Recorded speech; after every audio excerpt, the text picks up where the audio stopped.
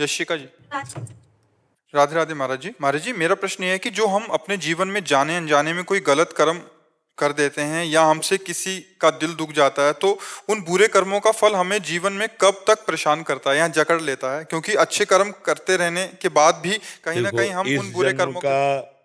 इस जन्म का बुरा कर्म तत्काल दंड नहीं देता है, आप ध्यान रखना। हाँ, एक कर्म है जो साधु अपमान है, ये तुरंत लागू हो सकता है। साधु अवज्ञा तुरत भवानी, कर कल्याण अखिल के हानि। अगर ये नहीं है तो अभी जो पाप कर्म कर रहे हो उसका आपको दंड तत्काल में वर्तमान में नहीं मिल रहा। नहीं तो बहुत गंदे आचरण करने वाला भी सुखी देखा जाता है। जो बहुत पापाचरण कर रहा है, व्यभिचार कर रहा है, बहुत गंदे आचरण कर रहा है, बड़ी मौज से रह रहा है। और एक आदमी को देखा जाता है बहुत अच्छे कर्म कर रहा है, कोई भी गलत कार्य नहीं कर रहा, फिर भी दुखी है। इसका मतलब इसके पूर्व जन्मों से संबंधित है। जो हमारी पुरानी खेती है, जो हमने पूर्व में पाप कर्म किए हैं और इस जन्म हम बहुत संभाल के कर्म कर रहे हैं, फिर भी हमको दंड मिल रहा है, तो वो पूर्व का है। इस जन्म में वो पाप कर रहा है लेकिन बहुत मौज मस्ती से है, तो उसकी नई खेती का नहीं है, ये पूर्व का पुण्य है जो उस पुण्य को भोग रहा है। जिस दिन उसका पूर्व का पुण्य संपन्न हुआ और वर्तमान का पाप लागू हुआ तो ब्लास्ट हो जाएगा, नष्ट हो जाएगा, उसका घर नष्ट हो जाएगा, उसका परिवार नष्ट हो जाएगा, वो किसी काम का नहीं रहेगा। पाप कर्म करते हुए जो सुखी दिखाई दे रहे हैं, तो बस घड़ी गिन लो, अंतिम घड़ियां चल रही हैं, जिस समय उनका पुण्य नष्ट होगा वो नष्ट हो जाएंगे। और जो पुण्य आत्मा है, अच्छे कर्म कर रहा है लेकिन कष्ट भोग रहा है, वो उसके पूर्व के पाप नष्ट हो रहे हैं। जिस दिन पूर्व का पुण्य और वर्तमान का पुण्य मिलेगा वो प्रकाशित हो जाएगा, उसका कुल परंपरागत सुख बढ़ता चला जाएगा। इसलिए वर्तमान का पाप अगर आपसे हो गया है तो आपके उसको प्रायश्चित करके नष्ट कर दो, नहीं तो अभी तो वो सज रहा है, अभी वो दंड नहीं दे रहा, दंड तो आगे देगा वो जा करके। अब कह दे ऐसा विधान क्यों है, तो आज कत्ल करो तो अभी थोड़ी फांसी में चढ़ा दिए जाओगे। 10-10 वर्ष मुकदमा चलता है और फिर जीव को कहीं जाकर उसको दंड मिलता है कि 20 साल की सजा और 5 लाख रुपया जुर्माना, और 10वें वर्ष मुकदमा चलता रहता है। तो ये तो एक जन्म का है, सरकारी हमारे भगवान के यहाँ तो लाखों जन्म का मुकदमा चल रहा है। अब किस समय कौन से जन्म की तुम्हारी कर्म की वृत्ति। अब भीष्म जी बाल ब्रह्मचारी हैं, बड़े भजनानंदी महापुरुष, और 6 महीना बाणों की सैया पे, तो सैकड़ों जन्म पीछे का हिसाब किताब उनके ऊपर आ गया।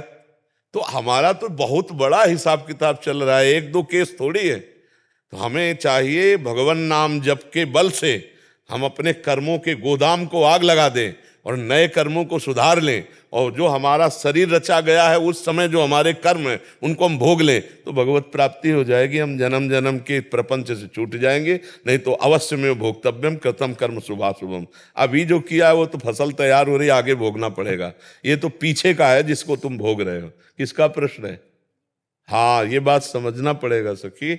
अभी जो का बीज बो रहे हैं तो किसान भी बोता है तो कई महीने के बाद फसल होती है, तो कर्मों का बीज है, इसको नष्ट कर दो। जो गलत कर्म हुए हैं भगवान के भजन से, भगवान से प्रार्थना करके इनको नष्ट कर दो, तो आगे सुख की प्राप्ति होगी। नहीं, जैसे हम बोए बबूल और चाहे दाग छुहारा तो कहाँ से मिलेगा। अब बुरे आचरण का फल तो बुरा ही हमारे को भोगना पड़ेगा, ना चाहते हुए भी भोगना पड़ेगा। अपने तो साधारण जीव, बड़े बड़े अवतारी पुरुषों को भोगना पड़ता है। इसलिए नाम जप करो, भगवान से प्रार्थना करो, वो तुम्हारे पाप, अहम त्वाम सर्व पापेभ्यो मोक्षयिष्यामि मा शुचा, भगवान कह रहे मैं तुम्हें समस्त पापों से मुक्त कर दूंगा। भगवान की शरण में हो और जो दुख सुख आवे उसे भोगना सीखो।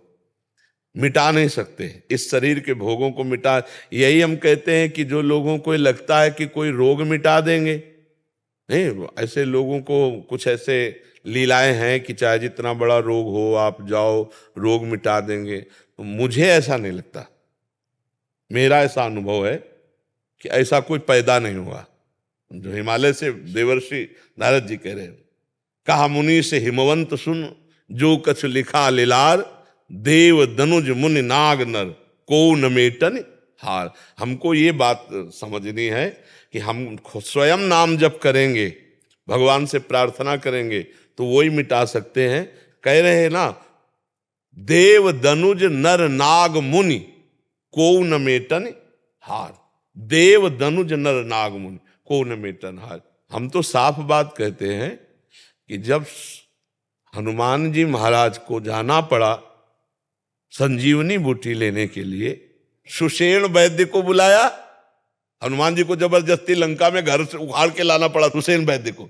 वैद्य को तो लाए, अच्छा राम जी से बढ़कर और कौन होगा, स्वयं राम जी हैं, तो कुछ कर देते, लेकिन उन्होंने जो नियम बनाए हैं उसका पालन करवाया। वैद्य को बुलवाया लंका से, और घर से ही तो उखाड़ के लाए। हनुमान जी ऐसे तो चलने के लिए तैयार नहीं थे, तो घड़े उखाड़ के ले आए। वैद्य ने जब बताया कि संजीवनी बूटी के द्वारा लक्ष्मण जी ठीक होंगे, तो वहां संजीवनी बूटी जैसी सब बूटियां प्रकाशित कर दी काल नेमि ने, तो हनुमान जी को पूरा उखाड़ के द्रोणागिरी लाना पड़ा। तो हम इन बातों से, इन चरित्रों से शिक्षा लेते हैं कि डॉक्टर, औषधि, उपचार ये भगवान का बनाया हुआ है। हमको इसके द्वारा रोग निवारण करना है और भगवान का नाम जप करना है, सच्चाई से चलना है, तो हमें किसी से आशीर्वाद मांगने की जरूरत नहीं, सबका आशीर्वाद हमें मिल जाएगा।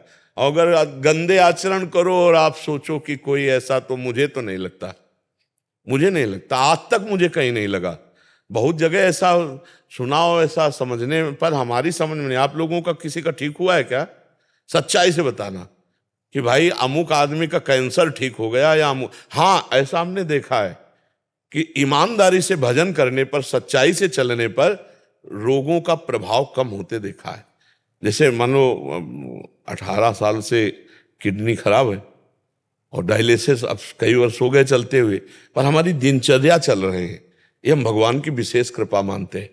पर हमको इतने सामर्थ्य प्रभु दिए कि हम चर्चा कर रहे हैं, हम बात कर पा रहे हैं, पर हमें भगवान की कृपा देख रहे हैं कि रोग अपना प्रभाव दिखाते हुए भी वो नहीं प्रभाव दिखा रहा है।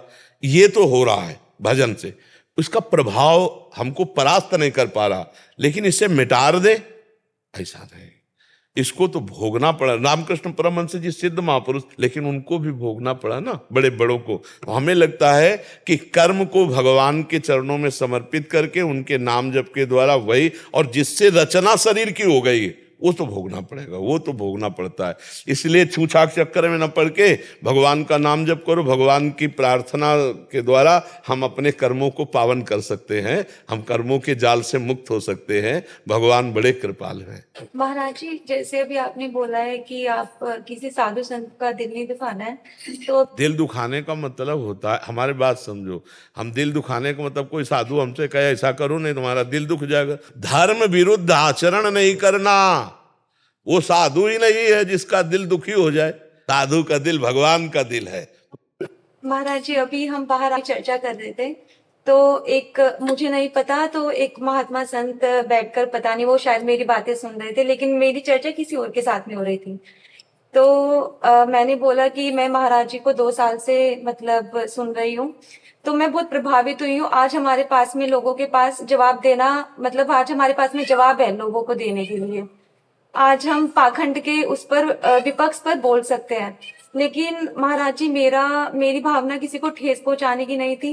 पता नहीं उन संत जी को मेरी कौन सी बात बुरी लग गई, तो वो बहुत ज्यादा गुस्सा हो गए, वो क्रोधित हो गए कि आप सबको ऐसे नहीं बोल सकते, आप किस पाखंड की बात कर रहे हैं। मुझे नहीं पता उन्होंने मेरी बात को किस उससे लिया। अब मेरे मन में एक दुविधा ये हो रही है कि पता नहीं उनका मन दुखा है। नहीं नहीं, इसमें नहीं, आपको दुखी नहीं होना। जैसे हम चर्चा कर रहे हैं किसी बात की, तो अगर किसी को बुरा लग रहा है तो उसको निमित्त करके कहा जाए तो बुरा लग रहा है। अब ऐसे किसी को बुरा लगने लगे तो हम किस किस को संभालेंगे। हम आपको बुरा नहीं कह रहे, लेकिन हम सिद्धांत को जब कहेंगे तो किसी को बुरा लगेगा। ऐसे कोई साधु महात्मा नाराज नहीं हो जाता है। हाँ, अगर कोई संत महात्मा होता और तुम्हारी बात सुन रहा था तो प्रसन्न होता कि हाँ ठीक बच्चा, तुम कह रहे हो कि आज तुम्हारे पास उत्तर है। अगर तुम गलत होती तो ऐसे बात करता कि बेटा ये तो सब ठीक है, वो भी महात्मा है और भी लेकिन किसी की निंदा हेलना करना बेटा ठीक नहीं है। वो आपको ऐसे सलाह देता जिससे आप दुखी नहीं होती। ये सब कलिकाल है, आप डरो मत। संत ते होए न कारज हानि, आप ये समझ लो, संत से कभी किसी का अनिष्ट नहीं हो सकता, अमंगल नहीं हो सकता। ऐसे ये सब बातें मतलब मत सोचो, कल तुम्हें और कोई मिल सकता है। किसी को अगर जरूरत है तो तुम भोजन पवा दो, कोई बीमार आदमी है तो औषधि ला के दे दो, ठंडी में कांप रहा है, अपना कपड़ा दे दो, हम तुम्हें ये कहते हैं कोई इससे हानि नहीं होगी, आपका मंगल ही हो जाएगा। लेकिन ऐसे सब बातों से बचो बच्चा। साधु बनकर साधुता निर्वाह करना बहुत कठिन है। साधु कोई लाखों में एक होता है बच्चा, इसलिए बहुत सावधान। किसी की तरफ ऐसा मत देखो कि वो नाराज हो गया तो हम दुखी हो जाए। मस्त रहो, गलत करो मत तो गलत सहो मत, फिर तुम्हारा कोई बाल बांका नहीं कर सकता। ऐसे बिल्कुल मस्त रहो। ऐसे कभी साधु नहीं होते। साधु होते हैं तुम्हारे कष्ट दूर करने के लिए स्वयं कष्ट सह जाना, तुम्हारे लिए अपना भजन दे देना। तुम जैसे हो ना, तो ऐसा लगेगा मेरा बच्चा है, इसको कष्ट ना हो। ऐसे कटु वचन या क्रोध वचन या ऐसे साप कुछ नहीं है, तभी साप वाप होते हैं। ऐसे आजकल जिनके पास होता है ना, वो ऐसे दे ही नहीं सकते, न साप न वरदान। और जिनके पास नहीं होता ना, चट दे देते, क्योंकि है ही ले जबान में, दिन भर झूठे ही बोलते रहते। बहुत आराम से आनंद से चलो। भगवान का मार्ग कभी ऐसा नहीं रहा। मतलब पैसे से जो होता है वो भगवान का मार्ग नहीं होता, और जो भगवान का मार्ग है उसमें पैसा प्रधान नहीं होता, वो भाव प्रधान होता है। आप देखो ना, भगवान सबरी जी के यहाँ जा रहे हैं, सुदामा जी के तंदुल पा रहे हैं। भला पैसे वालों की बात है क्या? तो छोटे छोटे तंदुल पा रहे हैं, टूटे हुए। कौन है? द्वारिकाधीश है। ये कौन है? भगवान राम है, सबरी के बेर पा। हमारे भगवान और हमारे भगवान के भक्त बहुत लाडले होते हैं। नहीं आप देखो, अगर संत है तो ये कहेगा बच्चा तुम्हारा भगवान मंगल करें, हमारी तो कोई गलती नहीं, शायद तुम्हें भूल हो गई, नहीं भगवान तुम्हारा मंगल करे। ऐसा नहीं हो सकता कि वो ये कह दे जात नाश हो जाए, ऐसा नहीं। हमने संतों में ऐसा नहीं देखा। वो पिट गए हैं और मंगल बनाया है। करत जे अनुशहन निंदक तिनहु पे अनुग्रह करो। भगवान शंकर जब रावण ने लात मारी विभीषण पर और विभीषण जी ने हाथ जोड़कर बात की, तो भगवान शंकर कह रहे उमा संत कह यही बड़ाई, मंद करत जो करे भले। अभी साधु संतों का स्वभाव नहीं जाना ना, ऐसे भेष मात्र से साधु नहीं हो जाता। जिसकी स्थिति साधुता की होती है उसे साधु कहते हैं। और डरो मत, हमसे कोई गलती भी बन जाए तो डरना नहीं, गलती भी बन जाए तो डरना नहीं। साधु हमारे माता पिता हैं, अपने माता पिता से अगर गलती, वैसे थोड़ी डरना कि हमें वो कोई सिंह है कि हमें खा जाएंगे, नहीं। अगर हमसे कोई गलती हो जाती है तो हम फिर हाथ जोड़ लेते हैं, प्रार्थना कर लेते हैं। वो भगवान के समान है संतजन, जो संत है वो भगवान के समान है, हमारे अपराधों को गिनेंगे नहीं। और जो ऐसे हैं वो मतलब एक होता है पर्दे में संत बन करके आना, और एक होता है संत होना। पर्दे में तो कोई भी बन सकता है, लेकिन संत बनना बड़ा कठिन है। आप लोग प्रसन्न रहिए और कभी कहीं कोई मत डरिए कि तुम्हारे घर में कोई आए मांगे हो तुम ना दो, सोचे कि वो जो कह देते हैं कि तुम्हारे अनिष्ट हो जाएगा मंगल। कुछ नहीं, ये सब कुछ नहीं। हाँ, हमारे पास श्रद्धा है तो हम आपको रोटी दाल ये देंगे। बिल्कुल मत डरो, ऐसे नहीं डरा जाता, ऐसे नहीं किया जाता। जो संत होंगे कभी अमंगल कर ही नहीं सकते। जो संत होंगे, आपको सच्ची बताएं, मर जाए ऐसे नहीं करेगा, रुपए के लिए नहीं करेगा। आपको हम संतों को देखा है, ऐसे नहीं कर सकता। आज तक हम जितने संतों से मिले हैं, भोजन के लिए शास्त्र आज्ञा है कि आप भिक्षा मांग सकते हो। भोजन के लिए तो बड़े बड़े परमहंस जाकर गृहस्थों से ऐसे, लेकिन रुपया ये मुझे नहीं। रुपया मांगे तो फिर मुझे कम समझ में आता है कि ऐसा शास्त्र आदेश नहीं है। हाँ, भोजन के लिए तो भिक्षाम दे, ये तो बड़े बड़े परमहंस आएंगे। तो आनंदित रहो बच्चा, कभी ऐसा मत सोचो। हर्षवर्धन मिश्रा जी। राधा वल्लभ श्री हरिवंश। आपने कई बार सत्संग में बताया भी है कि प्रकृति में 3 प्रकार के गुण चलते हैं, रजोगुण, सतोगुण और तमोगुण।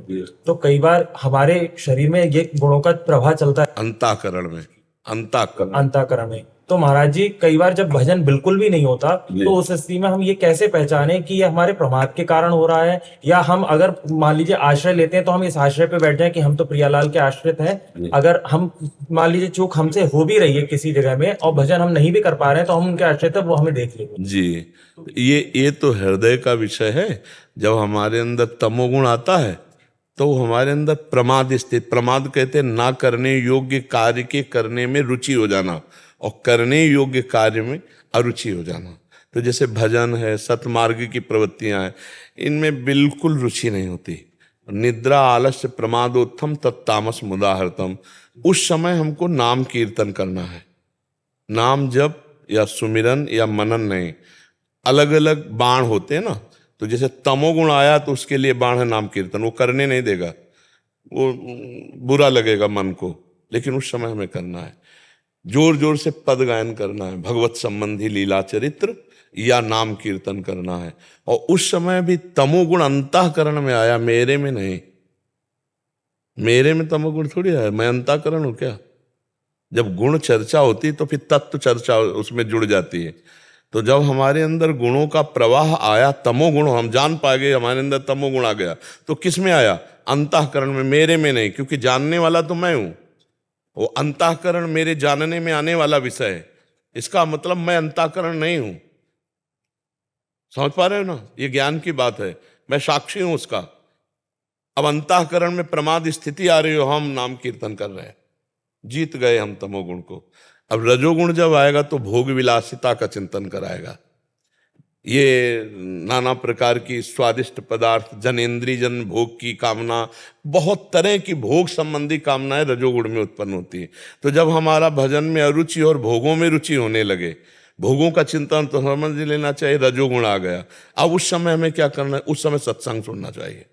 अलग अलग बाण है, उस समय सत्संग बहुत जल्दी आपको सुधार देगा, क्योंकि भोगों में अरुचि के लिए वैराग्य के कुछ सत्संग ऐसे रखने चाहिए तो तत्काल लगाए, वो दवा की तरह, और ध्यान से सुने, सोई विचार पवित्र होगा, रजोगुण घटकर सतोगुण बढ़ने लगेगा। और जब सतोगुण आता है तो प्रश्न की जरूरत नहीं पड़ती, जैसे रसगुल्ला पाने के लिए प्रेरणा नहीं देनी पड़ती, वो अपने आप पाने का मन होता है। ऐसे सतोगुण में भजन का स्वाभाविक मन होने लगता है, शास्त्र स्वाध्याय में रुचि होने लगती, संत समागम की रुचि होने लगती, बड़े बड़े पावन चरित्रों का स्मरण होने लगता। सत्वगुण बहुत सहायक है, लेकिन ये भगवत प्राप्ति नहीं कराता, ये भगवत प्राप्ति के मार्ग में लाता है। फिर भगवत प्राप्ति होती है तीनों गुणों के त्याग से, क्योंकि अगर सत्वगुण है तो फिर रजोगुण दबाकर सत्वगुण को चढ़ जाएगा। स्थायी चीज नहीं है, गुणातीत, त्रैगुण विषया वेदा निस्त्रैगुण भवार्जुन, त्रिगुणातीत स्थिति भगवत प्राप्ति है। तो वास्तविक हमारा स्वरूप तीनों गुणों से अलग है। हम तीनों गुणों के दृष्टा है, ना कि तीनों गुण हम में आते हैं, अंतःकरण में आते हैं। अगर ये उस समय ज्ञान रहे तो हमारा नाम जप या भजन नहीं छूटेगा। और अगर ये छूट भी जाता है किसी कारण से, तो हमें पता है हम भगवान के आश्रित हैं। ये अंतःकरण मलिन इस समय है, पर मैं नहीं, मैं भगवान के आश्रित हूँ। इतना हृदय में, जैसे आप देखो कोई सुखद या दुखद परिस्थिति आती है, ये अंदर का विषय है, तो आपकी मनोवृत्ति कहाँ जाती है? किसी व्यक्ति पर, अपने पर, या श्री जी पर। मैंने ये किया अच्छा काम तो उसका परिणाम मुझे अच्छा मिला, ये आता है कि श्री जी की कृपा से अच्छा कार्य हो गया, श्री जी ने। अगर श्री जी पर गया पहला तो आप श्री जी के आश्रित हो, और अगर अहम पर आया या किसी व्यक्ति वस्तु पर गया तो आप उसके आश्रित हो, अहम के आश्रित हो। समझ पा रहे हो? जात से समझ रहे हो? भारी दुख की परिस्थिति आती है, आपका मन भाग के सबसे पहले कहाँ जाता है? अगर किसी व्यक्ति के पास गया तो आप उसके आश्रित हो। अगर अहम से कि हम देख लेंगे तो आप अहम के आश्रित हो। अगर यह है कि श्री जी देख लेंगे, श्री जी तो देख रहे हैं ना, तो श्री जी के आश्रित हो। अंदर का है विषय। अगर हमारा मन अहम या किसी व्यक्ति वस्तु पर जाता है तो हमें तत्काल अंदर से जलना है कि अभी भगवद आश्रित नहीं हुए। अगर भगवद आश्रित हुए होते तो सर्वप्रथम प्रभु के पास जाता। और भगवद भक्ति करते हुए भी भगवद आश्रय बहुत विलंब से होता है। ध्यान दीजिए, द्रौपदी जी भगवान की भक्ता हैं, दुशासन बाल पकड़ के घसीटता हुआ महल से ला रहा है, उनका विश्वास आश्रय 5 पति बलवान और सभा में बैठे हुए धर्मज्ञ महापुरुष है। लेकिन जब सभा में आती है तो 5 पतियों का आश्रय नहीं होता, टूटता है। फिर धर्मज्ञों का, भीष्मादि का आश्रय टूटता है, फिर अपनी भुजा का आश्रय, फिर अपने दांत का आश्रय, फिर देखा अब तो आखिरी में आश्रय गोविंद का हुआ। अब जहां गोविंद का आश्रय हुआ तो यहीं से वस्त्रावतार भगवान का हो गया। ये चूक हमारी बनी रहती है कि हम किसी न किसी वस्तु, व्यक्ति, स्थान, पद, प्रतिष्ठा, इनका आश्रय लिए रहते हैं। अगर वो अंदर से पहली पुकार भगवान के पास गई तो सिर्फ आश्रय भगवान का आपका है। और पूरा जीवन हमारी साधना आश्रय को ही पुष्ट करने में होती है। भागवत का 10वां जो है वो आश्रय ही है। अगर आश्रय पुष्ट हो गया तो भगवत प्राप्ति पक्की। हम यही सबसे कहते रहते हैं, आश्रय पुष्ट हो गया तो भगवत प्राप्ति पक्की। भगवत प्राप्ति किसी क्रिया से नहीं होती, आश्रय से होती है। और सारी साधनाएं आश्रय पुष्टि के लिए। नवमी भक्ति जो है वो आत्मसमर्पण है। श्रवणम, कीर्तनम, अर्चनम, वंदनम, दास्यम, सख्य, आत्मनिवेदनम, जो भगवान का आत्मनिवेदन स्वरूप है, यही आश्रय है।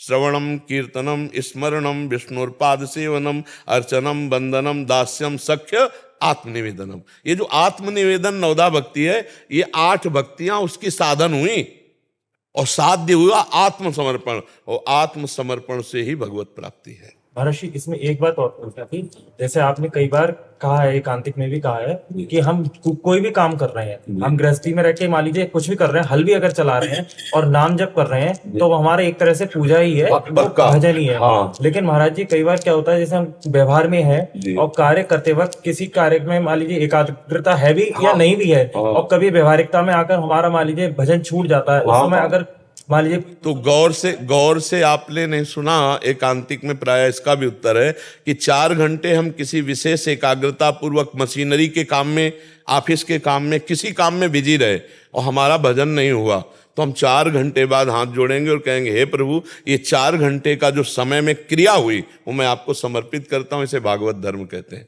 वो समर्पण भी उसे भगवत प्राप्ति ही कराएगा। ये भी तो साथ में जुड़ा है ना। तो अब उस मान लो व्यापारी है तो 4 बातें कड़वी अच्छी भी हो सकती हैं, तो व्यवहार वार्ता की कर रहा है, लेकिन उसके अंदर जो लक्ष्य बन चुका है भगवत प्राप्ति, तो वो उस समय को जब समर्पित करेगा, स्वभाववश, संस्कारवश, अनेक जन्मों के संस्कारवश जो भी कार्य किया जाए वो परम पुरुष परमात्मा को समर्पित कर दिया जाए, तो वो भागवत धर्म बन जाता है। एकादशी स्कंद में 9 योगेश्वर वर्णन करते हैं, उसमें पढ़ के देख लो। स्वभाववश, संस्कारवश, अहंकारवश जो भी क्रियाएं होती हो, जब परम पुरुष परमात्मा को, नारायण को, हरि को अर्पित कर दी जाती है, तो भागवत धर्म हो जाता है। और कहीं नाम जप करते हुए और तब तो फिर समर्पण का क्या कहना। अब तो अब बिना नाम जप के भी समर्पित कर देने पर वो कर्म उसे भगवत प्राप्ति कराएगा।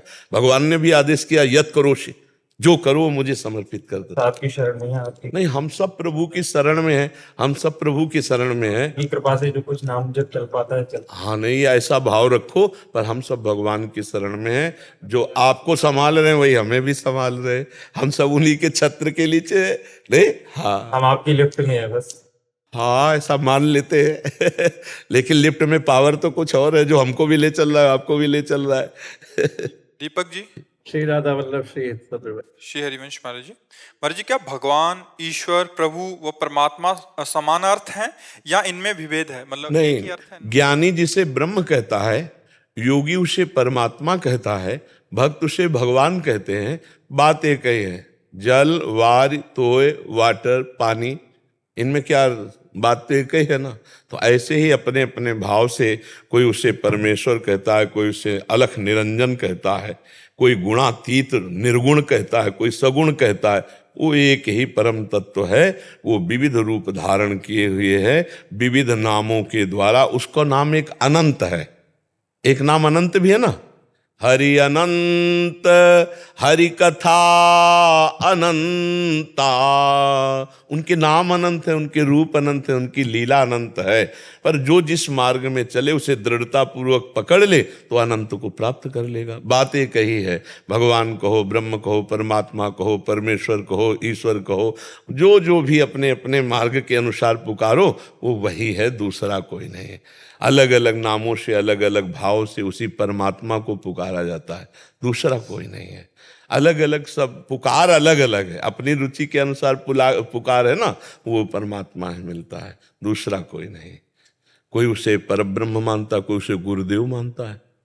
अब वाहे गुरु वाहे गुरु वाहे गुरु वाहे गुरु वही है, दूसरा थोड़ी। अब जो वाहे गुरु कह के भी वहीं पहुंचते हैं। विविध नामों के द्वारा हम उसी को प्राप्त करते हैं, दूसरा कोई नहीं है। ये जो दूसरा भ्रम बैठ गया है, लड़ाई झगड़ा, ये सब ऊंच नीच ना, ये सब अज्ञान है, ये सब गंदी बात है, ये सब मलिन बात है। दूसरा कोई नहीं, एक ही परमात्मा। जब ऊंचाई पर चढ़ जाओ ना, ऐसे नीचे से देखोगे तो कोई बिल्डिंग ऊंची कोई नीची दिखाई देगी, पर हेलीकॉप्टर पे बैठ के देखो सब बराबर ही नजर आएगा ना। तो अध्यात्म की जब ऊंचाई पर चढ़ जाया जाता है तो सब बराबर नजर आता है, कोई अलग नहीं आता, कोई अलग नहीं होता। और हम ये आपको कहते हैं कि जब भगवत प्राप्ति होनी होती है, भगवत साक्षात्कार, तो सब बड़े बड़े महापुरुष दर्शन देते हैं, सब बड़े बड़े महापुरुष। और कहीं किंचन मात्र उनके दुलार में अंतर नहीं देखा गया कि ये हमारे नहीं है, ऐसा नहीं। हाँ, हम गंगा किनारे थे जब साधन पथ पे, तो गुरुदेव नानक साहब जी का ऐसे एक पट्टी पड़ी हुई थी, अब हमें पंजाबी अक्षर तो पता नहीं, तो वो अक्षरों में एक पट्टी में कुछ लिखा हुआ था और बड़ी मृदु मुस्कान, पहला हमें दर्शन जो है गुरु नानक साहब का गंगा किनारे। तो हमने देखा, फिर एक बार श्रीचंद जी का दर्शन, जो उदासीन अखाड़े के और नानक साहब के बड़े पुत्र हैं। कोई भी ऐसे महापुरुष नहीं जिनके दर्शन न हो। सब, जब आपको परमात्मा, तो सब परमात्मा स्वरूप है ना। पहले महात्मा जन आते हैं तब परमात्मा आते हैं, ये बात समझ ला। पहले हनुमान जी के दर्शन हुए तब राम जी के दर्शन हुए, विभीषण जी को नहीं हुई है। हाँ, पहले इन सब महात्माओं के बड़े बड़े उनकी कृपा प्रसाद मिलता है। तो जो नाम में आप हमारे हर प्रश्न का उत्तर नाम सुनेंगे, ये सब बड़े महापुरुषों की बातें हैं। उनके द्वारा उपदिष्ट बात है कि जगत का कल्याण सिर्फ नाम से होगा। ये बड़े सिद्धों की बात, अव्यक्त सिद्धों की बात कह रहे हैं। इसीलिए बस एक रट लग गई है, नाम नाम नाम पकड़ लो, हर प्रश्न को घुमा के वहीं ले आना, उत्तर उसका नाम जप करो तुम्हारा परम मंगल हो जाएगा।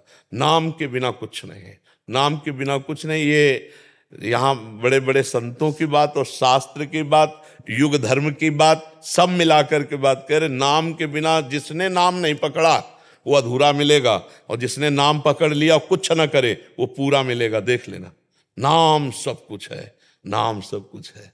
ये बड़े महापुरुषों की बात बता रहे, सिद्ध महापुरुषों की, जो अव्यक्त महापुरुष हैं। उनसे, उनकी बात से हम डंके की चोट पर कह रहे हैं, नाम से ही काम बनेगा। क्योंकि उन सब महापुरुषों के जब कृपा प्रसाद, तो ये नाम, और जिनके जीवन में नाम नहीं हो, सब है। जहां पोलाई होती है ना, वहीं कोई घुस पाता है, जहां ठोस होता है वहां कुछ नहीं घुस। नाम जापक ठोस होता है और सब पुलाई होती है। बस इतनी बात समझ लो। और खुल के बता दें, नाम एक अंक है और सब साधन शून्य है। अगर अंक हटा दो तो शून्य शून्य है, और अंक रख दो तो 10 गुना फल है, नहीं फल। तो इसलिए नाम सब कुछ है। नाम, नानक नाम जहाज है, चढ़े सो उतरे पार। हाँ, नाम का प्रसाद बड़े बड़े गुरुवाणी में हमने जो पढ़ा, हर महापुरुष नाम प्रसाद, हर महिमा नाम और साधु संग। क्योंकि साधु संग नाम में उत्साह बढ़ाता है, नाम में प्रीति बढ़ाता है, नाम जपने का उत्साह बढ़ता है। और नाम, हमारी वाणी जी में लिखा है, साधन को हरि भजन है, कै सत्संग सहाय। भगवत प्राप्ति का, मन को परमात्मा प्राप्ति कराने का उपाय नाम जप है, और उसकी सहायता साधु संग से होगी। 2 बातें हमने बहुत जोर की पाई है सब शास्त्रों में, साधु सेवा, साधु संग और नाम जप, सब कुछ हो जाएगा, इसी से हो जाएगा। हर नाम परमात्मा के ही हैं, प्रभु के ही हैं, उनमें कोई भेद नहीं। सीमा जी, राधे राधे महाराज जी।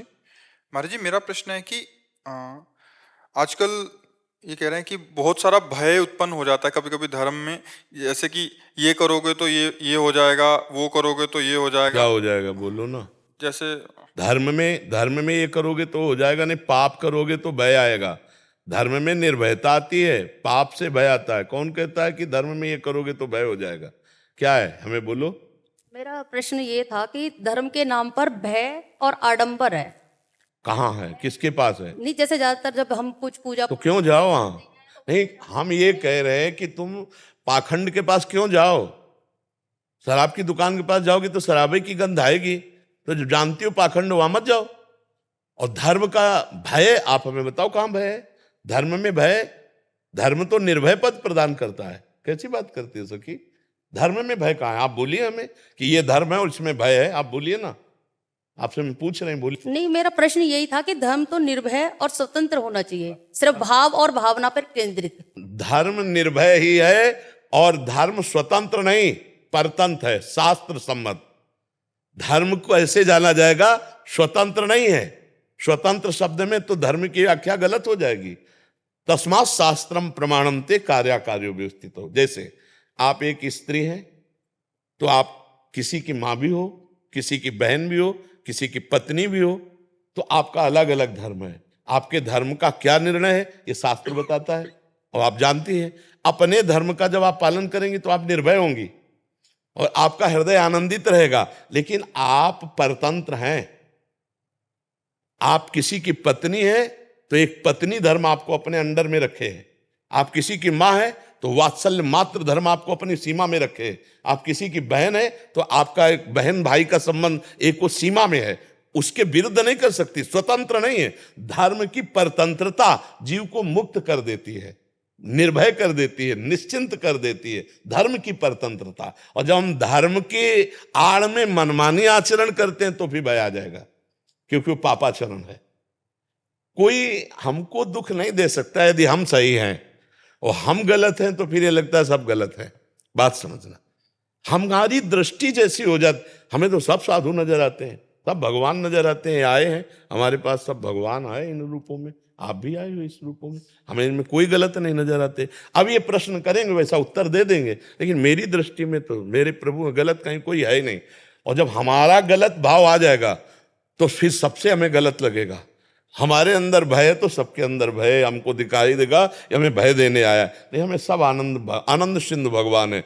अगर हमसे कोई गर्मी से भी बात करता है तो हम सोचते हैं कि मेरे भगवान मेरे से प्रश्न कर रहे हैं कि अब तुम्हें गुस्सा आएगा कि नहीं आएगा। तो मुस्कुरा के ही कहते हैं हम तो आपके चरणों में प्रणाम करते हैं, हम तो अज्ञानी जीव हैं, आपको प्रभु क्या उत्तर देंगे।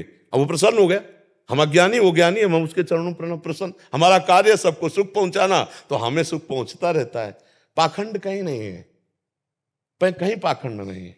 हम जब पाखंड देखते हैं तो पाखंड है, हमको तत्व देखना है। जैसे हीटर है, फ्रिज है, कूलर है, एसी है, तो जानने वाला ये जान रहा बिजली सब में एक है, और यंत्रों का प्रभाव अलग अलग दिखाई दे रहा है। कोई गर्मी फेंक रहा है, कोई ठंडी फेंक रहा है, कोई पानी को जमा रहा है, कोई पानी को ठंडा कर रहा है, कोई पानी को उबाल रहा है, लेकिन बिजली एक ही है। ऐसे दुष्ट या महात्मा दोनों में परमात्मा एक है। जो परमात्मा को देखता है वही सही देखता है, और तो देखना अज्ञान जनित है, माया जनित है। कहीं अगर आपको ऐसा लगता है कि कोई पाखंड है तो हम क्यों जाएं, हम क्यों जाएं वहां? कोई बुलावा थोड़ी हमारे लिए आया है, हम नहीं जाएंगे। कोई हमको नहीं आकर्षित किए, हम ही बोले बहुत पाखंड फैला है। कहां फैला है? गोस्वामी जी तो देख रहे हैं सीए राम में सब जग जानी और करूं प्रणाम, तो हम क्या देख रहे हैं? पाखंड। हमारा जो सिद्धांत है वो अध्यात्म है। अगर हमारे नेत्र ठीक है तो पापी में भी परमात्मा नजर आएगा, अगर हमारे नेत्र दूषित है तो परमात्मा में भी पाप नजर आ सकता है। पक्की बात समझ लो। हमारा जो यहाँ सत्संग होता है वो अपने को ठीक करने के लिए होता है। हमारा चश्मा लाल तो लाल सब दिखाई देंगे, हमारा चश्मा हरा तो हरा दिखाई देगा, हमारा चश्मा काला तो फिर काला दिखाई देगा। हमको अपना चश्मा सुधारना है, हमको अपने नेत्र सुधारने। हमारा अध्यात्म कहता है तेरे भावे जो करे भलो बुरो संसार, नारायण तू बैठ के अपनो भवन बुहार। हमें अपना भाव ठीक करना है। क्यों सके? आपको इसमें कोई संशय? जी। कर्नल के सिंह जी, कानपुर। जी हवंश, राधे राधे। राधा वल्लभ श्री हरिवंश महाराज जी। महाराज जी, मैं अभी सेना में कार्यरत हूँ। इस पूरे कार्यकाल में मैंने देश की सेवा में अपनी तरफ से जितना भी निष्ठा पूर्वक सेवा की है। सेवानिवृत्ति होने के बाद भी मैं सामाजिक सेवा में रहना चाहता हूँ। महाराज जी, मेरा मार्गदर्शन करें कि मैं किस तरह वैसे बहुत बढ़िया सेवा कर सकते हो। यदि ग्रामीण बालकों को आप हमारे भारत के सैनिक बनाने की शिक्षा दें तो बहुत अच्छा है। 10-5 गांव के नौजवानों को अपनी तरफ से उनको आपको सब पता है कि हमारे देश का सैनिक कैसा होता है, उसकी कितना व्यायाम, कितना ऊंचाई, लंबाई, चौड़ाई, क्या क्या उसको चाहिए। तो अगर आप तैयार करके 100-200 भी लड़के भेज दोगे तो बहुत बड़ी सेवा हो जाएगी। मेरा भी यही सोचना था, इसलिए मैंने आपसे। हाँ, ये सबसे बड़ी पूजा होगी। आप अगरबत्ती वाली पूजा करो ना करो, आप नाम जप करते हैं हमारे भारत के ग्रामीण नौजवानों को ऐसी शिक्षा दीजिए जिससे हमारे राष्ट्र की सेवा में प्राण बलिदान करने के लिए। वो एक नौजवान भारत सैनिक जो कई गोलियां खा करके भी, योगेंद्र, हाँ, तो उनको भी हमने ये प्रार्थना की थी कि आप हम स्कूलों में जाइए, विद्यार्थियों को हमारे जोशीले भाषण, बहुत बड़ा प्रभाव पड़ता है, ऐसे दीजिए जिससे वो हमारे भारत के लिए उत्साहित हों। अभी जो नशा में जा रहे हैं, बेविचार में जा रहे हैं, उनको बचाइए और उनको हमारे देश के लिए तैयार कीजिए। जहाँ आपने जीवन व्यतीत किया, आपको बड़े अनुभव हैं अपने राष्ट्र सेवा के, तो उनको राष्ट्र सेवा योग्य तैयार कीजिए। हमारी यही प्रार्थना रहेगी। आप रिटायर होकर यही सेवा कीजिए। जी। हरिशंकर शर्मा जी, मथुरा से। राधे राधे। श्री हरिवंश महाराज जी, सादर प्रणाम। महाराज जी, मैं जीवन के उद्देश्यों के बारे में जानना चाहता हूँ तथा सच्चे संतों की पहचान क्या है, उन्हें कैसा जाना तथा समझा जाए। जीवन का उद्देश्य भगवत प्राप्ति, जहाँ आप प्रश्न कर रहे हो, यह अध्यात्म है। पहले जीवन का उद्देश्य क्या है? भगवत प्राप्ति है। अब भगवत प्राप्ति कैसे होती है? भगवन नाम जप, भगवत लीला कथा श्रवण और जितने कर्तव्य कर्म सांसारिक हैं उन सबको भागवतिक बनाकर भगवान के चरणों में समर्पित कर दो। तदर्पिता अखिला चारिता तद्विस्मरणेन परम व्याकुलते। भगवान को समस्त आचरण कर्म समर्पित कर दे और भगवत स्मरण में इतनी तन्मयता रखे कि थोड़ी देर के लिए भी विस्मरण हो जाने पर वो व्याकुल हो उठे, तो उसे भगवत प्राप्ति हो जाती है। जीवन का लक्ष्य भगवत दुर्लभो मानुषो देहो देही नाम क्षण भंगुरा तत्रापि दुर्लभम मन्येत वैकुंठ प्रिय दर्शनम। भगवान के प्यारे जन भक्तजनों का संग भगवान की प्राप्ति का उद्देश्य हृदय में प्रकाशित करता है।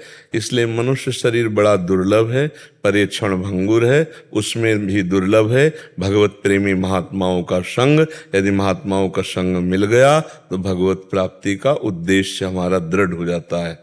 बड़े भाग पाइप सत्संगा तो बिना ही प्रयास होई भव भंगा। इस संसार से मुक्त होना ही मानव जीवन का परम लक्ष्य है। समझ पा रहे हैं? अब रही सिद्ध संतों की बात। महात्संगस्तु सुदुर्लभो, देवर्षि नारद जी ने कहा महापुरुषों का संग बड़ा दुर्लभ है। उमा संत समागम शमन लाभ कछुआन, लेकिन अगम्यों निर्वाह कर पाना बड़ा कठिन है, उनको पहचानना बड़ा कठिन है।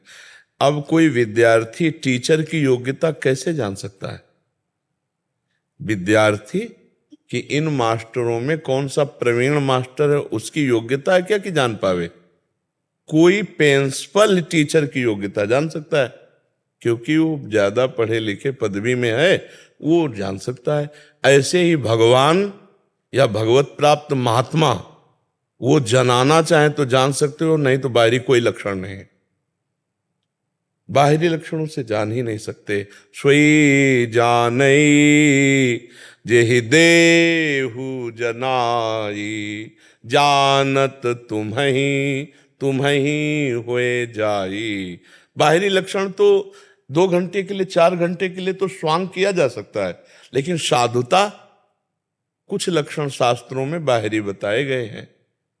पहला है तितिक्षवा, बहुत सहनशील, जो काम वेग को, क्रोध वेग को, अहंकार के वेग को, मद मान मोह सबके वेग को सह जाए। मात्रा स्पर्शास्तु कौन्तेय शीतोष्ण सुख दुखदा आगमा पायनो अनित्यास्तास्तितिक्षस्व भारत। तितिक्षवा कारुणिका, महान करुणा हृदय में भरी हुई, उसको कैसे जानोगे? बाहरी लक्षणों से थोड़ी जानोगे। पहली पहचानते हैं जिनके दर्शन मात्र से हमारे हृदय का परिवर्तन होने लगे। संत दरस जिम पातक तरह पहला, और दूसरा कहीं संभाषण हो जाए तो जीवन का परिवर्तन हो जाए। जिनके देखने से ऐसा लगता है मैंने देखा तो पहली बार है, लेकिन ऐसा लगता है बहुत बार देख चुका हूं, ये अपने हैं। और जिनके समीप बैठने से दर्पण की तरह अपने दोष दिखाई देने लगे और मन में संकल्प बनने लगा आज से पाप नहीं करूंगा, आज से बिना उपदेश के अंदर आने लगेगा आज से गलती नहीं करूंगा।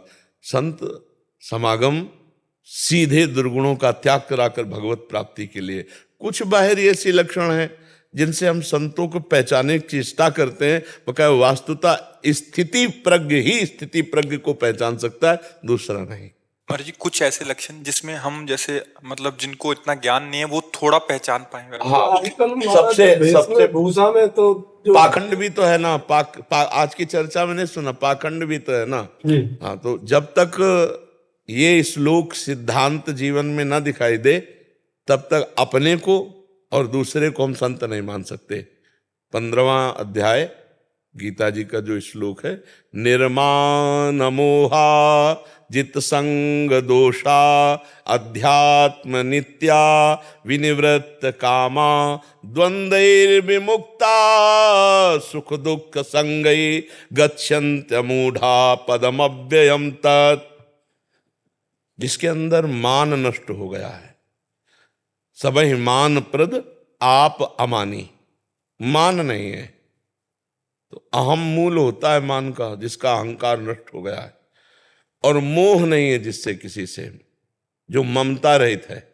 अद्वेष्टा सर्वभूतानाम मैत्रः करुण एव च निर्ममो निरहंकारा सम दुखा सुखा क्षमे। किसी से भी द्वेष नहीं है, किसी से भी राग नहीं है, सबसे प्यार है पर ममता किसी से नहीं, सबकी सेवा है पर अहंकार नहीं। निर्माण अमोहा, मान रहित और मोह रहित। और जित संग दोषा, हर भोग विलासिता उसके पास है, लेकिन उसका मन किसी भोग के भोगने में बिल्कुल राजी नहीं है। जो संग दोष रहित है, किसी भी तरह के विषय, व्यक्ति, वस्तु, स्थान का प्रभाव उसके ऊपर नहीं पड़ता है, वो संग दोष रहित है, क्योंकि वो आत्मस्वरूप में स्थित है। अध्यात्म नित्या आत्मस्वरूप में स्थित है। विनिवृत्त कामा, जिसकी सारी कामनाएं निवृत्त हो चुकी हैं, कोई कामना नहीं। द्वंद्व विमुक्ता, जो मान अपमान, सुख दुख, लाभ हानि, जय पराजय, इन द्वंद्वों से जो विजय प्राप्त कर चुका है, सुख दुख में जिसका समान भाव है, वो परम पद को प्राप्त, भगवत प्राप्त महात्मा है। अगर ये नहीं तो अभी साधक हो सकता है, भगवत मार्ग में चलने का प्रयास कर सकता है, पर वो सिद्ध महापुरुष नहीं है। और ये तो बाहरी बातें हैं, और भगवान जना दे तो जान जाए, नहीं तो महापुरुषों को जानना बड़ा कठिन है। संतों की कुछ ऐसी बाहरी चेष्टाएं भी होती हैं जिनसे आप जान ही नहीं सकते संत हैं। इसीलिए पाखंड का वो जोर, बहुत जोर से प्रवेश हो गया, क्योंकि छुप जाता है ना। जैसे मठा में कितना पानी मिला लो, नहीं, दूध में कितना पानी मिला लो, अब वो अंदर क्या चिंतन चला तुम्हें क्या पता चले। संत वेश का नाटक भी तो किया जा सकता है, थोड़ी देर रोया जा सकता है, थोड़ी देर ऐसे किया जा सकता है, लेकिन ये संत का केवल इतना ही लक्षण नहीं है। उसकी तो लक्षण की प्रवृत्ति ये है कि ब्रह्मादिक के भोग सब विषम लागत आई। किसी भी भोग में रुपया, पैसा, भोग सामग्री, मान, प्रतिष्ठा, यही तो प्रपंच है। अगर तीन का त्यागी नहीं तो महात्मा नहीं। कंचन, कामिनी, कीर्ति। अब कंचन का त्यागी कामना धन की करे और बाहरी त्याग दिखावे तो भी उसे नहीं कहते। अंदर से राग नहीं किसी वस्तु में। चक्रवर्ती सम्राट महाराज अम्बरीश और त्यागी महात्मा दुर्वासा जी, लेकिन अम्बरीश जी के त्याग के आगे दुर्वासा जी का त्याग बहुत लघु है। और दूब का घस करके उसका रस पीते हैं, दुर्वा रस, और वलकल की लंगूटी लगाते हैं। और एक है चक्रवर्ती सम्राट है, नवीन रानियां है, पूरा राजमहल वैभव सब है। त्यागी कौन है इन दो में? अम्बरीश जी। क्योंकि अम्बरीश जी सर्वस्व भगवान को अर्पित किए निरंतर भजन में, और वो तप को ग्रहण किए हुए हैं। मैं तपस्वी, तभी तो प्रयोग किया कृत्या का। अम्बरीश जी हाथ जोड़े खड़े हैं। भगवान का सुदर्शन चक्र दुर्वासा जी के पीछे दो। महात्मा को समझने में अगर हम वहां दृष्टि लगाएं तो दुर्वासा जी महात्मा है, अम्बरीश एक गृहस्थ राजा है, लेकिन गलत हो गया। दुर्वासा जी महात्मा है, ये हमारा बाहरी दर्शन है। और अम्बरीश जी कितने बड़े महात्मा है। स्वयं दुर्वासा जी बोले बाद में, बोले आज मैंने देख लिया भगवान के भक्तों की महिमा। चरणों में गिरे दुर्वासा जी, कहा मैंने देख लिया भगवान के भक्त। और अम्बरीश जी कितने बड़े महात्मा हैं कि उन्होंने कहा अपने जीवन का अगर जो भी साधन भजन हमारे से बना वो सब दुर्वासा जी को प्रदान करते हैं। और हे सुदर्शन चक्र आप शांत, यही संत की महिमा। कैसे जाना जाए? एक चक्रवर्ती सम्राट है और एक विरक्त महात्मा, कैसे जाना जाए कि इनमें से बहुत हो सकता है पैंट शर्ट में महात्मा हो, और हो सकता है महात्मा के वेश में कालनेमी हो। ऐसा भी हो सकता है, नहीं हो सकता। देखो विभीषण जी की कोई वेश भागवतिक तो नहीं, लेकिन भगवान कह रहे तुम सारीखे संत प्रिय मोरे, धरऊं देह नहीं आन निहोरे। तुम सरीखे संतों के लिए मैं अवतार धारण करता हूं, भगवान कह रहे हैं। ये अंदर का विषय है। साधुता ये हम आचार्य परंपरा से वेश धारण किए हुए हैं। अगर हमारे अंदर साधुता और भजन नहीं तो इसी को पाखंड कहते हैं। और अगर आप पैंट शर्ट पहने हुए हो और आप सच्चे हो, भगवान का भजन करते हो, अच्छे आचरण करते हो, तो आप भी संत हो। संत एक स्थिति का नाम है, जो भगवदाकार वृत्ति, जो समत्व से युक्त, जो स्वार्थ से रहित है। आप समझ पा रहे? बड़ा कठिन प्रश्न है किसी संत को पहचानना। तो हमें लगता है कि ये बात भगवान जानते हैं कि कौन संत है कौन पाखंडी। तो हमें भगवान से प्रार्थना करनी चाहिए कि आप हमें संत से मिला दो। तो जब संत से मिला, बिनु हरि कृपा मिले नहीं संता, तो जब हरि मिलाएंगे तो सही जगह मिला देंगे, क्योंकि वो जानते कौन संत है कौन नहीं संत है। अपने को तो जितना मात्रा में भगवान समझाते उतना ही समझ में आता है, लेकिन भगवान की सब समझ में है, जितनी समझ सब भगवान की समझ में ना, तो हमें भगवान से प्रार्थना करना चाहिए कि हे दीन दयालु मुझे संत समागम दीजिए। जब द्रवहि दीन दयालु राघो तो साधु संगति पाइए। हाँ, बस सीधी पहचान संत की यही है, जो अनंत भगवान में रमण करता है हर समय वही संत है, प्रपंचातीत है वही संत है, जो भगवान के सिवा अन्य किसी का दर्शन नहीं करता वही संत है। भगवान ने कहा ना, वासुदेव सर्वमित समात्मा सुदुर्लभा, जो सब जगह अपने भगवान को जान गया वही महात्मा है। और ऐसा महात्मा मिल जाए तो मतलब भगवत प्राप्ति निश्चित हो जाएगी। अमोघस्य महासंगस्त दुर्लभो अगम्यो पर अमोघस्य, निश्चित भगवत प्राप्ति हो जाएगी। और फिर दूसरी बात, अब बिल्कुल गिर के बात कर रहे हैं, जब हम मिठाई लेने जाते हैं तो हम मिठाई वाले की क्वालिटी नहीं देखते, हम मिठाई की क्वालिटी देखते हैं। मिठाई लिया ये नहीं देखते इसने खाया है कि नहीं खाया, ये नहीं देखते कौन है कौन नहीं है, मिठाई लिया और अपना खाया। ऐसे ही हम संत समागम में जाएं तो जो हमको अच्छी बात मिले वो हम धारण कर लें तो हमारा हृदय ठीक हो जाएगा। अगर हम चेकिंग में लगे तो हमारा हृदय गलत हो जाएगा, लगेगा पता नहीं साधु है कि पाखंडी है, ये क्या है क्या है, तो हम ले नहीं पाएंगे और हमारा कल्याण नहीं हो पाएगा। तो जहां हमें गुरु वचन सुनाई दे, संत वचन सुनाई दे, गुरुवाणी सुनाई दे, शास्त्र सुनाई दे, हमें वो शब्द पकड़ लेना है और अपने परमार्थ को पुष्ट करना है। तो संत मिले ना मिले आप संत बन जाओगे, और आप संत बन जाओगे तो आपकी दृष्टि में कोई असंत दिखाई नहीं देगा, तब संत का दर्शन होगा। स्वयं संत बना हुआ ही संत दर्शन कर सकता है, और अगर स्वयं में संत नहीं तो फिर संत दर्शन नहीं हो सकता। उसको नाटक दिखाई देगा, उसको पाखंड दिखाई देगा, उसको दोष दिखाई देगा। समझ पा रहे आप? चश्मा हमारा जैसा होता है वैसे ही दर्शन होता है। तो हमें चाहिए, हमें संतों की बात सुन लें, शास्त्रों की बात सुन लें और उसे अपने जीवन में उतारें। वो उतारा है कि नहीं वो तो वो जाने, हमें अपना सुधार करना है तो हमें संतों की बात माननी है। क्यों भाई जी? कमल कुमार गुप्ता जी। राधे राधे, जय गुरुदेव भगवान। राधे राधे महाराज जी। महाराज जी, गृहस्थ जीवन में रहते हुए सर्वोच्चम दान कौन सा माना गया है? दान दान पूछ रहे हो? अपने श्वासों को भगवान के नाम में अर्पित कर देना, इससे बढ़कर कोई दान नहीं। एक राजा निरिग हुए हैं, निरिग भागवत में कथा है, वो रोज लाखों गवें दान करते थे, स्वर्ण से उनके खुर मढ़ा के और स्वर्ण की चादर, सींगों पे स्वर्ण मढ़ा के, स्वर्ण की झालरें मोतियों के ऐसे बना के, मोती माला है जैसे, और ऐसे चादर डाल के लाखों गाय दान करते थे। ब्राह्मणों को घर जो चाहिए, मतलब उनको ब्याह कराना तो ब्याह, बड़ा वैभव, सब दान करते, सब दान, लेकिन श्वासों से भगवान का नाम जप नहीं करते थे। तो जरा सा अपराध बना तो अगला जन्म उनका गिरगिट का हुआ, सुन लेना। इतना बड़ा दानी और गति बिगड़ गई, गिरगिट बन गए जान के। बहुत बड़ी बड़ी यज्ञ और बहुत बड़ा दान करने वाला महाराजा नहुष देवराज इंद्र की पदवी पे बैठा, और वहाँ गलत आचरणों के प्रति भावना आने पर अगला उसका जो पतन हुआ वो अजगर के रूप में हुआ, अजगर योनि को प्राप्त हुआ। तो बड़े बड़े दान, कन्यादान, स्वर्ण दान, रुपया दान, गौ दान, सब दान करने वाला यदि श्वास से भगवान का नाम जप नहीं करता तो कहीं ना कहीं वो फिर माया उसको घसीट लेती है। और कुछ नहीं हो रहा है, नाम जप कर रहे हैं, हमारे पास 4 रोटी और देखा कोई भूखा है तो हम उसको दे देते हैं, आज नहीं खाएंगे। ये बहुत बड़ा दान हो गया। हमको बेईमानी करके रुपया कमा के दान करने की जरूरत नहीं।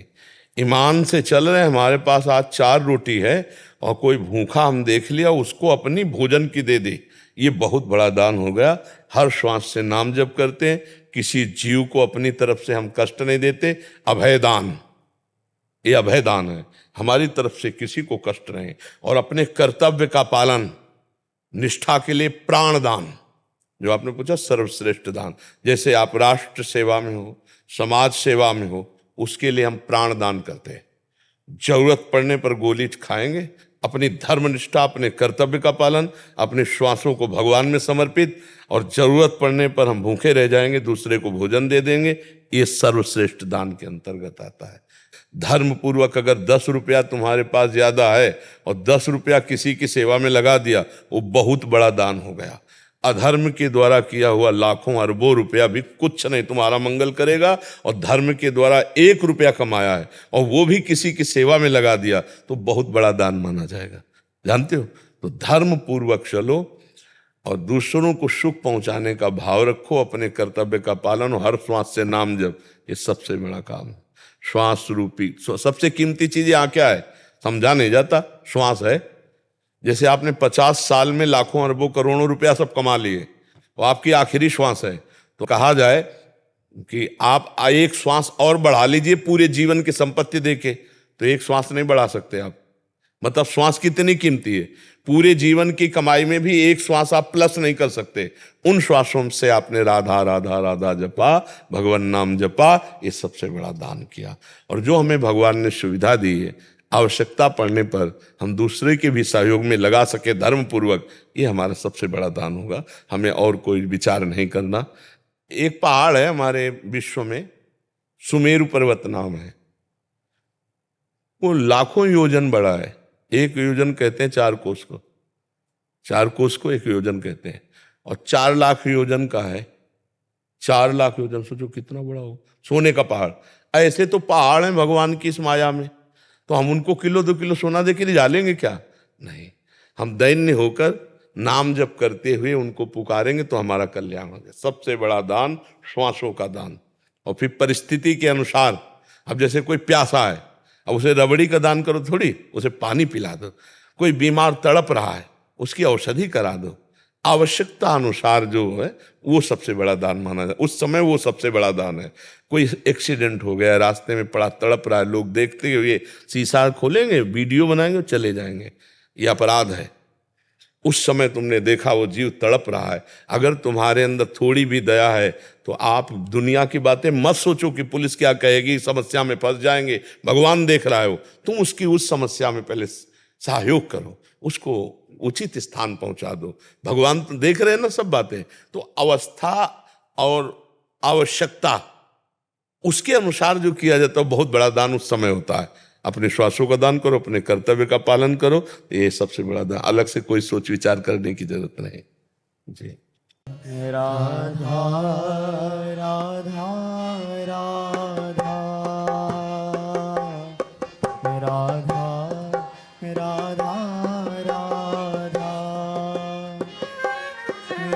राधा राधा